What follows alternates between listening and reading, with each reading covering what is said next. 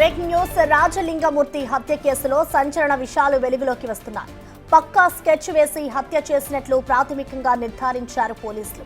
10 రోజుల క్రితమే హత్యకు స్కెచ్ వేయగా రాజలింగమూర్తి మరో కాలనీ నుండి వెళ్లాడు. అప్పుడు మర్డర్ ప్లాన్ ఫెయిల్ అవ్వడంతో మరోసారి ప్లాన్ చేశారు. దాదాపు 10 రోజులుగా రాజలింగమూర్తి కదలికలపై ఫోకస్ పెట్టారు. నిన్న సాయంత్రం ఇంటికి వెళ్తుండగా ఒక్కసారిగా వేట కొడవళ్లతో అటాక్ చేశారు. తల పొట్టపై విచక్షణరహితంగా దాడి చేశారు. హత్య తర్వాత ఆటోలో పరారయ్యారు. 5గురుపై మృతుడి భార్య సరళ ఫిర్యాదు చేసింది. పోలీస్ స్టేషన్ కు ఎదురుగా ఉన్న భూ తగాదా విషయంలో తన భర్తను హత్య చేశారని ఫిర్యాదు చేసింది. ఆమె ఫిర్యాదుతో 5గురుపై కేసు నమోదు చేశారు పోలీసులు.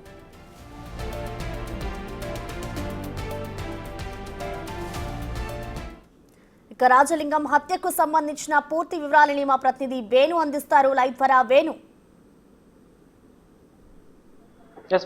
ప్రస్తుతము రాజలింగమూర్తి హత్య భూపాలపల్లి జిల్లానే కాదు రాష్ట్ర వ్యాప్తంగా కూడా సంచలనం సృష్టించింది. ఆయన మాజీ సీఎం కేసీఆర్ పై మేడిగడ్డ అక్రమాలపై కేసు వేయడం, దాంతో పాటుగా మాజీ బీఆర్ఎస్ ఎమ్మెల్యే గండ్ర వెంకటరామరెడ్డిపై కూడా ప్రభుత్వ స్థలాన్ని ఆక్రమించారంటూ కోర్టులో కేసు వేసి పోరాటం చేస్తుండడంతో కూడా రాజలింగమూర్తి హత్య వెనుక బీఆర్ఎస్ నేతల చర్చ జరుగుతుంది. ఈ నేపథ్యం లోపల పోలీస్ విచారణ కూడా సంచలన విషయాలు అయితే బయటకు వస్తా ఉన్నాయి. గత 15 రోజుల నుంచి రాజలింగమూర్తి హత్య కోసము ముఠా కదలికలన్నీ కూడా ఎప్పటికప్పుడు ఆరా తీస్తున్నట్టు తెలుస్తుంది. అయితే గత వారం రోజుల క్రితమే తన హత్య చేయడానికి పక్కా స్కెచ్ వేయగా ఆయన రెడ్డి కాలనీ మార్గం కూడా వెళ్తాడని భావించినటువంటి ముఠా అక్కడ కాపు కాశారు. కానీ ఆయన మరో మార్గాన్ని ఎంచుకోవడంతో మొదటిసారి అటెంప్ట్ ఫెయిల్ అయినట్టుగా తెలుస్తుంది. ఇక నిన్న సాయంత్రం ఆయన ఒంటరిగా భూపాలపల్లికి రావడం, అక్కడ నుంచి తిరిగి రెడ్డి కాలనీ ద్వారానే రెడ్డి కాలనీ రోడ్ నుంచి ఇంటికి వెళ్తానని తెలుసుకున్నటువంటి ముఠా అక్కడే ఉన్నటువంటి ఒక ఇస్త్రీ షాప్ వద్ద ఒక వేట కొడవలు ఒక బస్తా సంచిలో తెచ్చుకొని అక్కడే కాపు కాశారు. ఇక 7:12 ప్రాంతం లోపల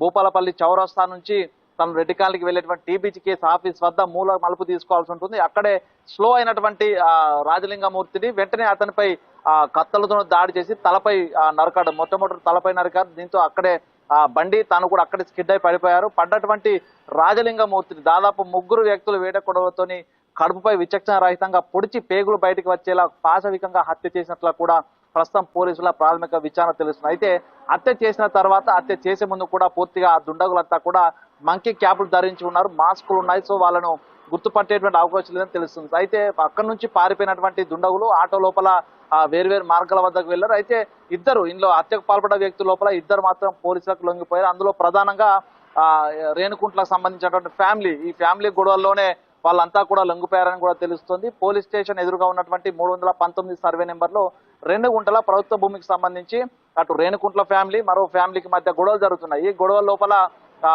రాజలింగమూర్తి తరపు అడ్వకేట్ ఇన్వాల్వ్ కావడము, ఆ భూమికి సంబంధించి 2 గుంటలు రాజలింగమూర్తికి ఇస్తామని ఎప్పుడైతే హత్యకు పాల్పడ్డ కుటుంబం ఉందో ఆ కుటుంబం రాసి ఇవ్వడంతోనే ఈ యొక్క గొడవ గాలివాన్లా చిరికి గాలివాన్లా మారింది. దీంతోనే కోపం పెంచుకుని రాజలింగమూర్తిపై హత్య చేసే వరకు కూడా వెళ్ళినటువంటి విషయం అయితే తెలుస్తుంది. ప్రధానంగా ఈ కేసుకు సంబంధించి కూడా భూమి కేసు సంబంధించి 2024 ఆగస్టు లోపల రేణుకుంట్ల కొమరయ్య రాయలింగమూర్తిపై కేసు వేశారు. ప్రస్తుతం భూపాలపల్లి కోర్టు లోపల అది పెండింగ్ లో ఉంది. అందులో రేణుకుంట్ల చంద్రయ్య, సాంబయ్య, కొమరయ్య, రవి నలుగురిపై రాజలింగమూర్తి కేసు వేశారు. ఈ కేసు పెండింగ్ లో ఉంది. అది చివరి దశకు చేరుకోవడంతో రాజలింగమూర్తికే భూమి వెళ్ళిపోతున్నటువంటి భయంతోనే తనను హత్య చేయడానికి పూనుకున్నట్టు తెలుస్తుంది. అయితే పోలీసుల యాంగిల్ ప్రాథమిక విచారణ ఈ విధంగా ఉంటే, మరోవైపున ఈయన మేడిగడ్డ ప్రాజెక్టు మీద కేసు వేయడము, మాజీ ఎమ్మెల్యే మీద ప్రైవేట్ కేసు వేస్తూ కూడా పోరాటం చేస్తున్న నేపథ్యం లోపల సుపారీ ముఠా వచ్చి హత్య చేసినటువంటి అనుమానాలు కూడా వ్యక్తమవుతున్నాయి. అందులో సుపారీ ముఠా వెనుక ఎవరున్నారు, ల్యాండ్ గొడవల వైపు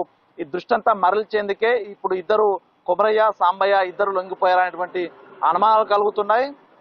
దాంతో పాటుగా హత్యకు పాల్పడే ముందు వాళ్ళు ఎవరెవరితో ఉన్నారు, వాళ్ళకి సంబంధించినటువంటి ఆయుధాలు ఎక్కడి నుంచి వచ్చాయనే దానిపై కూడా పోలీసులు మరోవైపు విచారణ జరుపుతుంది. సో దీని వెనుక కొంతమంది రాజకీయ నేతల ప్రమేయం ఉందనేటువంటి అనుమానాలు వ్యక్తమవుతున్న నేపథ్యం లోపల కొద్దిసేపటి క్రితమే భూపాలపల్లి ఎమ్మెల్యే గండ్ర సత్యనారాయణరావు కూడా సిబిసిఐడి విచారణ జరపాలంటూ కూడా డిమాండ్ చేశారు. మొత్తానికి పోలీసుల విచారణలో ఈ రోజు పూర్తిగా దాదాపు 3 టీములు ఎంక్వైరీ చేస్తున్నాయి. దాంతో ఎవరు హత్యకు పాల్పడ్డారు, పురుకొల్పింది ఎవరు, ఆయుధాలు ఎక్కడి నుంచి వచ్చాయనే పూర్తి డీటెయిల్స్ కూడా ఈ రోజు సాయంత్రం వరకు తెలిసే అవకాశం అయితే ఉంది. Prasanna. Right, thank you Venu.